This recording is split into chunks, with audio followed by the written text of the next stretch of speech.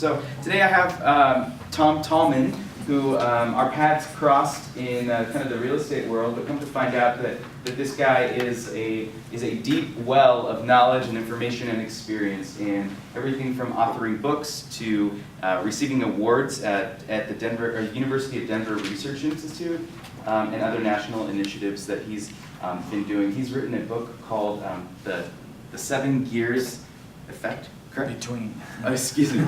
The 7 Gears Between Cause and Effect, focusing on kind of business and personal practices rather than kind of a steps mentality to business growth and betterment. He's got a really interesting way of how this all works together in a collaborative way. So today he's focusing on the topic of collaboration, which I think for us in this world, and especially millennials, being more collaborative in nature in how we view business and view the world and view everything from marketing to interpersonal relationships. This is a topic that I think will speak to us, and we're excited to have Tom here. So I'm going to stop chatting and hand the floor over to him. And at the end, he's actually going to be giving away one of his books. So when we pass around the business card box for the membership spotlight next year, do you want me to pass that around? Yeah, if you want. I'll grab that. Drop your card in there because we're going to draw for membership spotlight and also for a book giveaway. Okay, so please welcome Tom Tolman. Thank you, Ethan and Josh. As Josh said, we crossed paths in the real estate world, and I work, as I said, with HomeSmart Realty, and Josh attended some of our openings, and we were able to cross paths. And Jeanette and I, have attended some of his presentations, which are fantastic. We were very impressed on the subject of social media and just how to connect out there.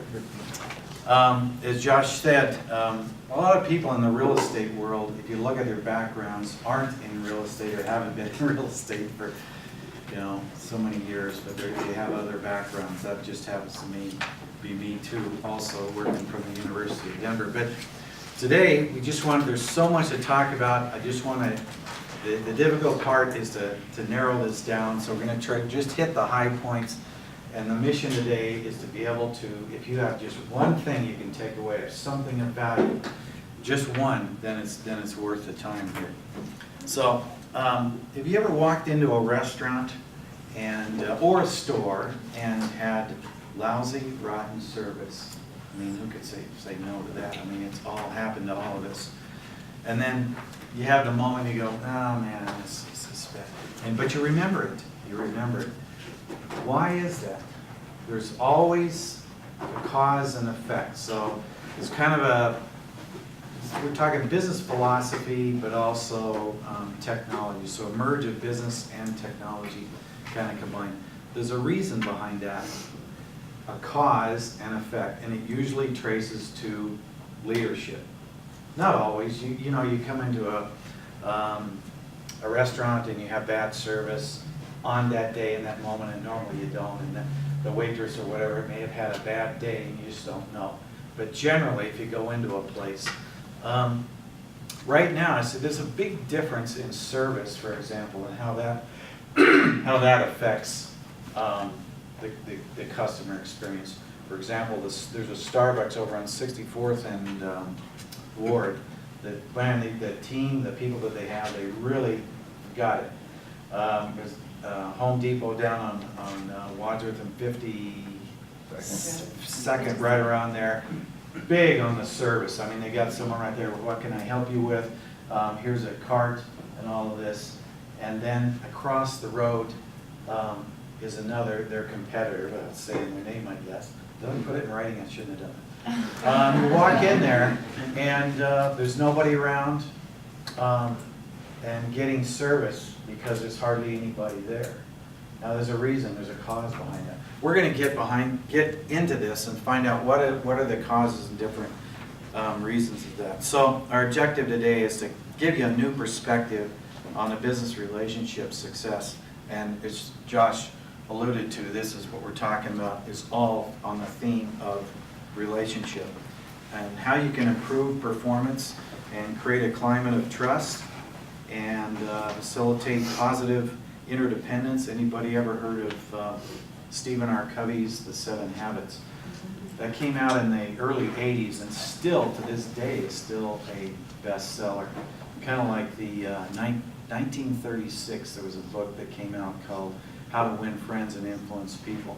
Even though some of the stories are dated, the concepts are still the same. And I think they've done an update on that.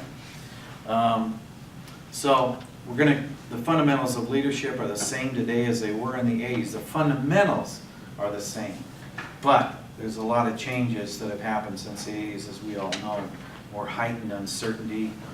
But ironically, we're more connected, yet there's kind of what I call a rust on trust, with world events, more violence going on.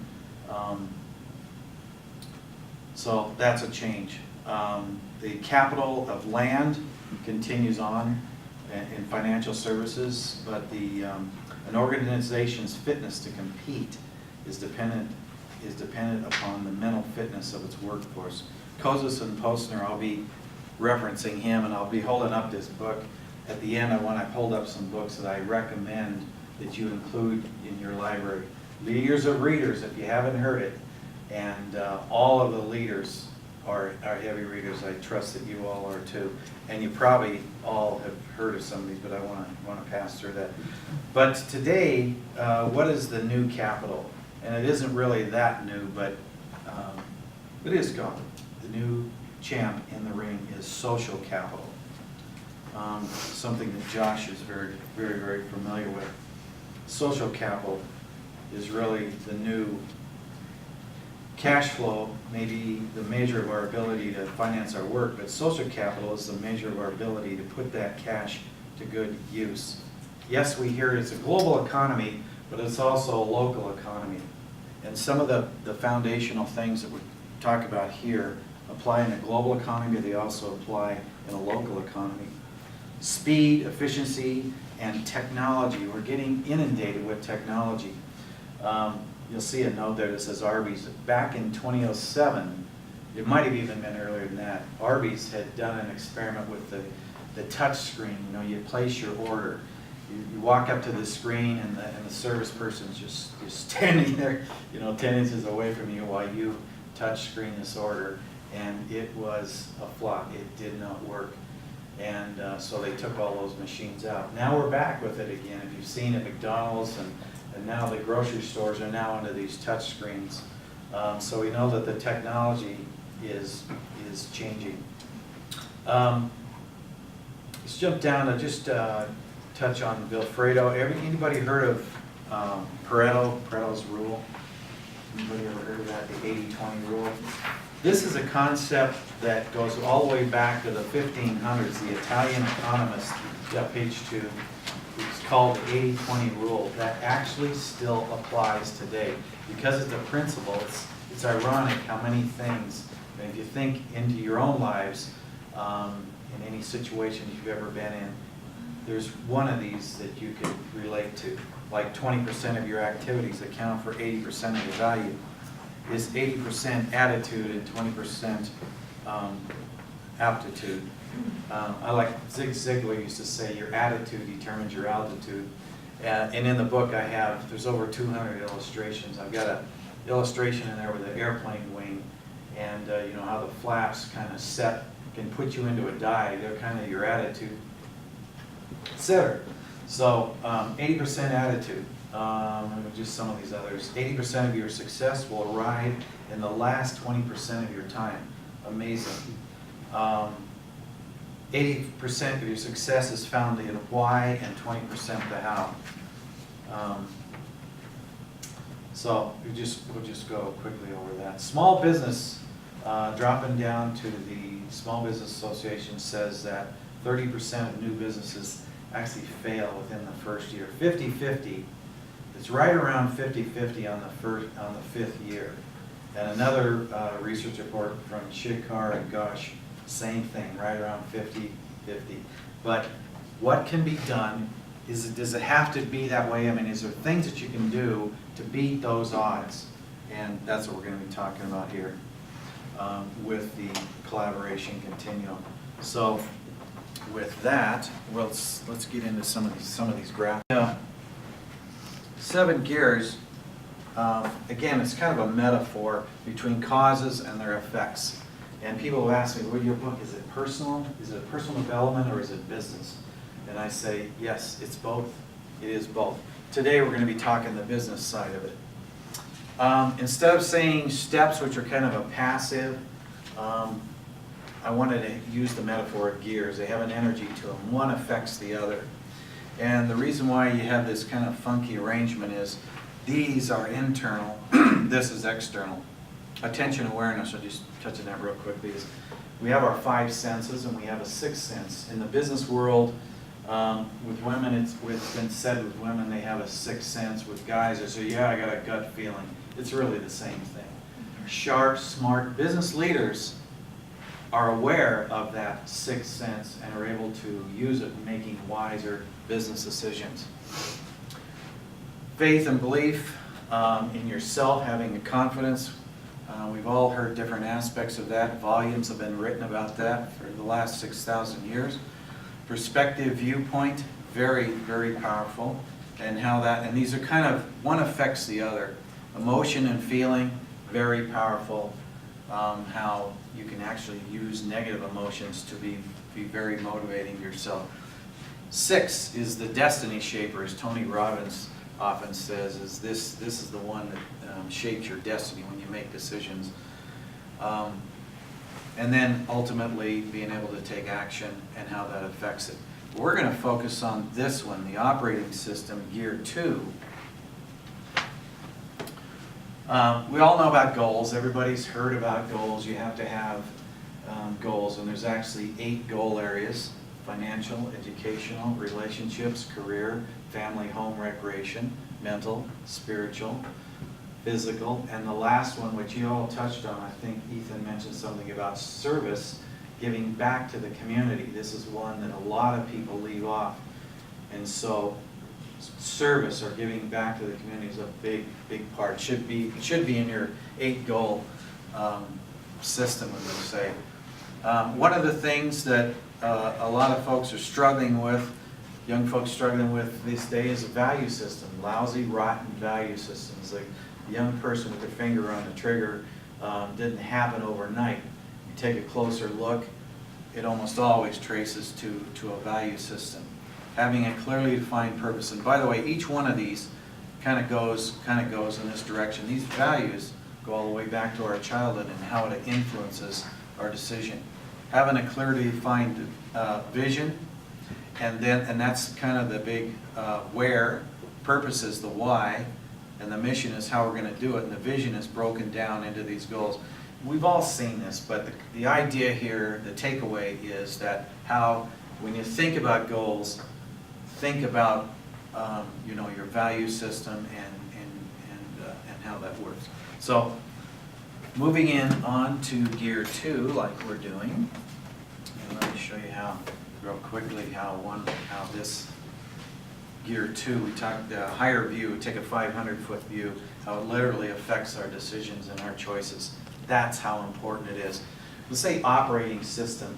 We get these announcements on our laptops or smartphones announcing version 10.1, and what is it? Bug fixes and system enhancements. Well, we have an internal operating system too that is capable of having system upgrades, and we're all a work in progress. Some of us need more work on our progress than others, but the idea is an internal operating system. So if we move in on, when we said gear 2 and we said relationships, there's really 2.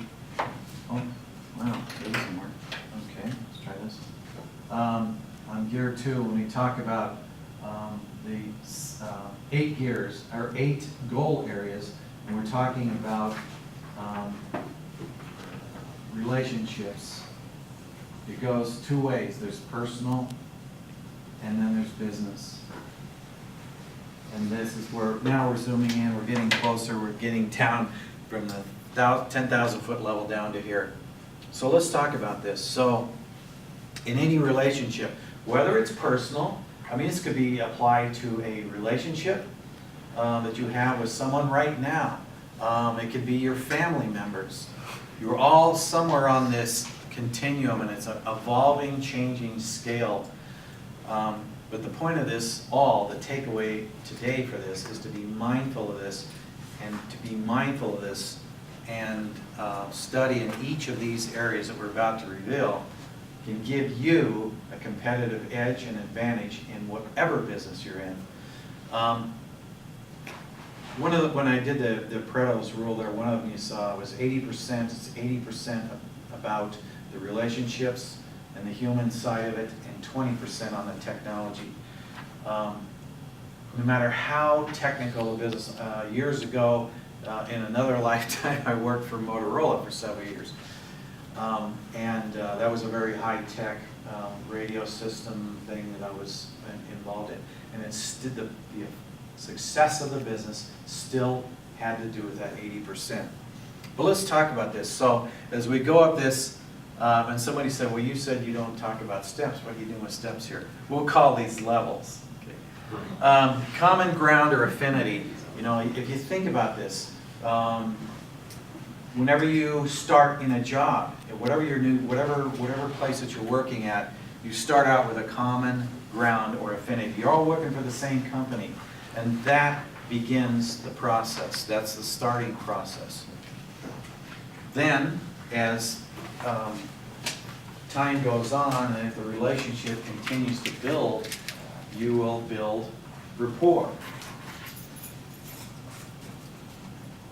And then, if the relationship continues, it will lead up to trust. Now, a lot of people, I've had some business leaders approach me and say, you know, I've got this team, and we've got rapport. We're all on the same project. We're working for the same goal, objective here. We have some trust, and there's always, it's kind of like there's fuel gauges on each one of these. Now, to have every level be 100% is actually quite rare. It's really a ratio or a level or a percentage, kind of a tipping point, that if there's enough rapport, then we'll trust. And then if there's enough trust, then we're into support. Say, okay, you know, we're all working together here. I trust what you're saying. And again, this can be compartmentalized. This can be trust and support about just the project. But after hours, forget it. I don't want to have anything to do with that person. Or the trust and rapport is so good that you resonate in such a way that, hey, after hours, you know, I know we have this job, but hey, let's go meet up somewhere. So it's all over the place. But the foundational concept still remains. You must pass through these levels to get support. And then this is the one that a lot of business leaders struggle with. Some struggle with is getting commitment, a level of commitment that says, okay, I'm in, let's do it, let's begin. Or in a decision that says, you know, the business is struggling and to say, you know, we got to change our product or our service, something isn't working, that's it. We're stopping this line of path. We're gonna take another approach, or let's begin on this new. So commitment, and then once you got that level, you're into buy-in. I'm in. And now the language starts changing, and this is a clue for any of you who have teams. When your staff or your team or your group, you can listen and get clues from the language. They say, well, what are you going to do about this? What are they going to do about this? And then the language starts changing when we get up here to ownership, which is ownership, which is the top. When you have a sense of ownership, then the language changes, and you start saying, you hear words like, hey, what are we going to do? What is it that we're doing next? I'm in. And it's kind of a subconscious thing. You don't consciously say, I'm going to change my words. It just kind of happens. But it's revealing, and it's useful as a leader to listen for any kind of clues that you get in your feedback. We're in. What are we doing next? Where are we going? Now, so it's one thing to know about these things, but the tricky wicket is how you get up these levels and how do you maintain it? Because it's very dynamic and constantly changing. For example, you have a friend you met in college or high school that you're still in touch with, and you've been on the phone, you stay in touch, you say, you know, maybe once a month or once a year, and then it starts to fade. You know, after 5 years, you know, you're not in touch with them anymore. What happened? What causes a relationship? And this can apply, again, this applies to business. It's personal, but it's also the same metaphor applies with business. It has to do with the communication, the dialogue, the interactive side of it is lacking. There's something wrong. One of the biggest, in my years, having worked for Motorola at the University of Denver, I ran a national federal funded program that provided technology support and funding for states and police, fire, and EMS systems equipment so they could upgrade their systems. And in the and then I was in the 911 world, worked at the Jefferson County Sheriff's Department in the 911, and then also out in Adams County 911 out there. Communication, kind of a broad term, but all of these are worth being mindful of additional study. We don't have enough time to get into the details of it, but one of the biggest downfalls in a team project, and it's been said statistically 66% of firings have to do with not the competency, but something broke down on the communication side, a misunderstanding, or you have a team member, or you've experienced it. Someone says, here's your job, here's your mission, this is the project, go do it. And then you really don't exactly know. You kind of got an idea, and then but you don't want to put yourself out there and kind of embarrass yourself. So just go with it. Communication is the catalyst for all of these levels, the interactive dialogue that goes into it.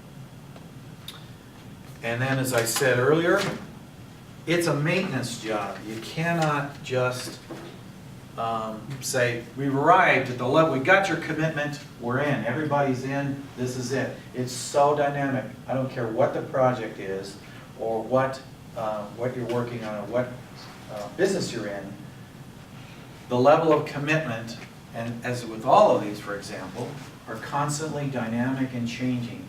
It's kind of a fuel-based thing. Stephen R. Covey in the 7 Habits talks about making deposits or investments in a relationship. You do something for someone. There's an exchange of, I don't say favors, but as the relationship builds, you actually build up a bank account. And then if you need a favor, you draw upon that bank account. Well, sometimes you can overdraw on that account and ask too much.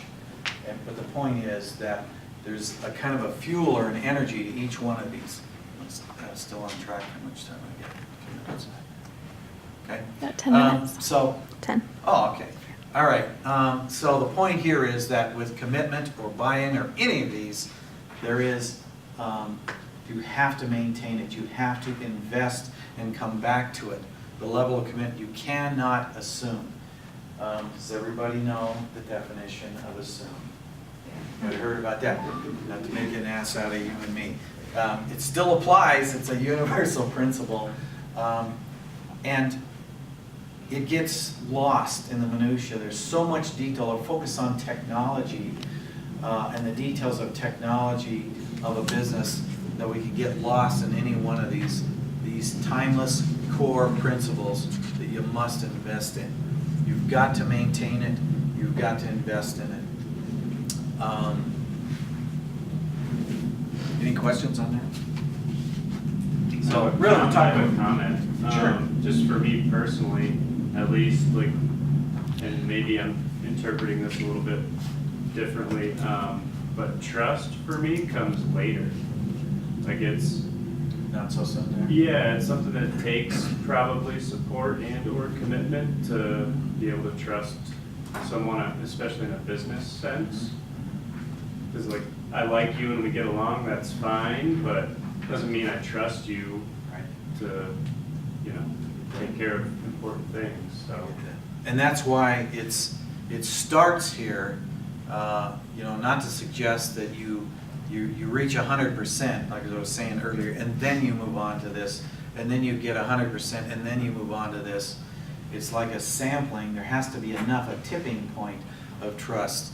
I mean, when you get in your car to come here today, you had an element of trust, maybe not 100%, but enough trust to know that you were able to get on the road, and everybody's going to stay on their side of the road, that it isn't going to be so chaos or so much chaos. There was enough trust to realize that you know, I'm going to get in the car, I'm going to drive here. It may not be 100%, and you never let your car down, so to speak. Right. So I totally get that, absolutely. And the trust continues, and it still has to, and it finds its way up here. Perhaps a different, you know, illustration would show that. But I totally get what you're saying. It's not like, oh, we've established all the trust we're going to have, we've met that, and now we're up to buy-in, and we're into buy-in. Each one of these, and the report, and that's why, and that's the bi-directional part of it, is the energy of it can start to leak out if you're not paying attention to and having proper feedback. There's all kinds of themes and processes. One of the most popular things in business right now is this PMP, or Project Management Professional Certification, where they have all these different elements. And so, you know, not here today. We have enough. Yep, five is it? Oh, I had a question. Oh, question. Yeah. Let's see, which finger is it? Give me. I almost like, I kind of agree with James too. And I wonder, from your experience, have you found that to be generational differences sometimes? Because I find that, like, my father-in-law, like, you just mentioned someone who you liked, you know, a professional or a vendor or someone that you've used, and all of a sudden, because that person was recommended by someone he likes, all of a sudden that there's immediate trust, to where I feel like our younger generation, Yes. there's a lot, like, we are very slow to trust. Is Yes. do you see that to be true? Absolutely, and I think there's two drivers, and I'm of that school too. Like, and for example, take the real estate for example. I heard Keller Williams mention those that are in the real estate, even in insurance, I would suppose. But whenever there's a contract, for example, contracts, and when you go to a closing, the stack is this high now. It didn't used to be that way. I mean, if you go back just 10 years, there was less documents because of someone sued someone else because, and now we have this level of suspicion, and that's what I was alluding to earlier when I said, you know, the overall economy, yes, the principles may go back to the 80s, some of the fundamentals, but there's still a big change. We have the change in the New World Order with the instant media and the news, and since it's been calculated since 1957, the news media realized slowly, it's been slowly happening, is that it's the bad news that makes good news, gets the, so we have this chronic, this buildup of negative news, and that plays on the psyche, and that affects our trust. That's why the worst thing of sales, for example, if it was insurance or even real estate, is the thing called cold calling or going around door knocking. You know, if that was 40 years ago, big difference. Go around 40 or so 30, 40 years ago, you could go around and do this door knocking and have better odds because of what you're alluding to. And that's what I meant about, and it's in the book there, about the rust on trust, that there really is. And that's the sad part, that, you know, we got the society and the news and the media and what we all hear on a negative side that affects our trust and creates this fear. And then we have, like you said, the generational. Absolutely, it is a factor. Absolutely, yeah. About it. Again, it's still, even so, even though, you know, it's dynamic and things are changing, generations are changing, these fundamentals are not going to go away. If it's 10 years from now, if you wrote this down and then you came back to it 10 years later, you would probably realize that, hey, wait a minute, I get it now, this is right. There's some of my favorite authors, Brian Tracy, Bob Proctor, Jack Canfield, who wrote the Chicken Soup for the Soul series.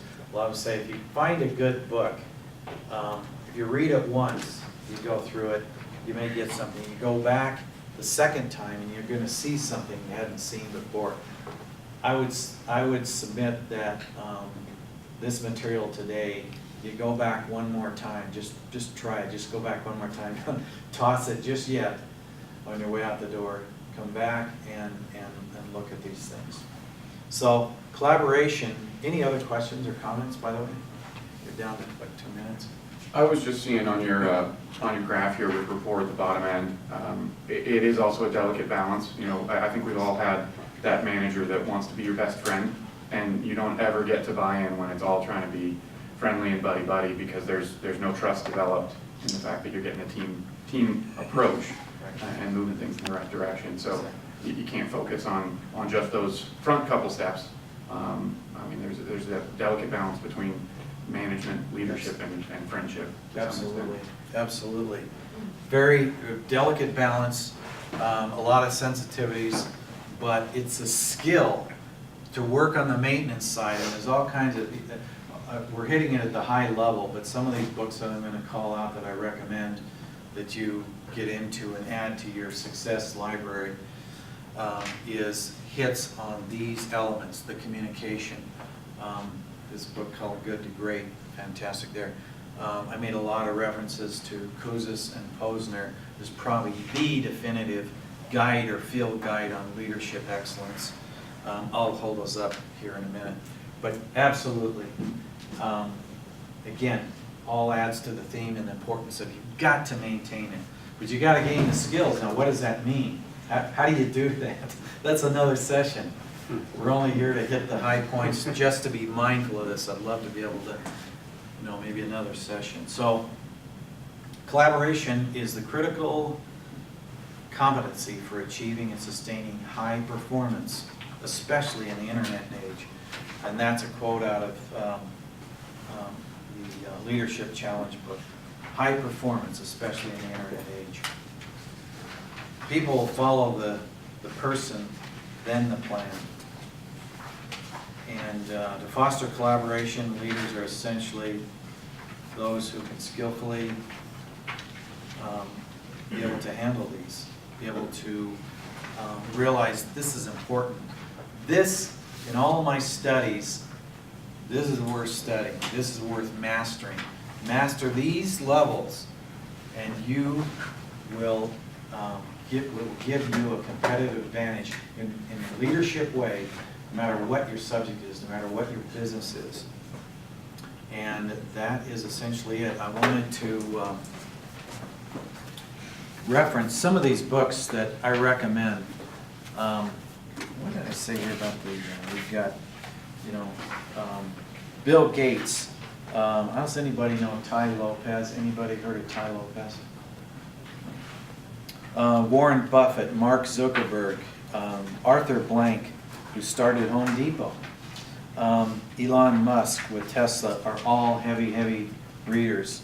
It's a clue. It's an absolute clue. And looking back in my career, I would do more reading of key books. This is a good one. Jim Collins, Good to Great. I don't know if you've heard of that, seen that one. I'd make note of that. This goes back to the 80s, but it's still principle-centered leadership, the Stephen R. Covey series, excellent. This guy, in the book and author world, anytime you can get shelf space, you're doing very well. And for some reason, well, I know what the reason is. John C. Maxwell, and you go into the Barnes & Noble and you'll see he's taking up this much space. There's a reason for it. A lot of people get it. There's a new version of the 21 Refutable Laws of Leadership, revised and updated a couple of years ago. Anything from John C. Maxwell, highly recommended. And like I said earlier, this one, the Leadership Challenge. And it comes out like what color is your parachute? They have different iterations because generations change, time has changed. So they're stay up to date with this. Highly recommended. Leadership Challenge, Kozis and Posner. I don't even know if this is the latest one. Fantastic. You will actually see in your handout there, the last 2 pages are some samples from that actually touch on the collaboration. And it isn't all about collaboration, but today that's what we're talking about. And then this one, again, John C. Maxwell, the 21 qualities of a of a leader. And then, of course, this one, happen to have this one called The 7 Gears Between Cause and Effect. Gaining mastery over your outcomes, results, and conditions, personal and business. And I guess someone's getting this today. Yes, we will do a drawing. Yeah. That is it. Thank you, And, Tom. thank you, Ethan and Josh. Thank you.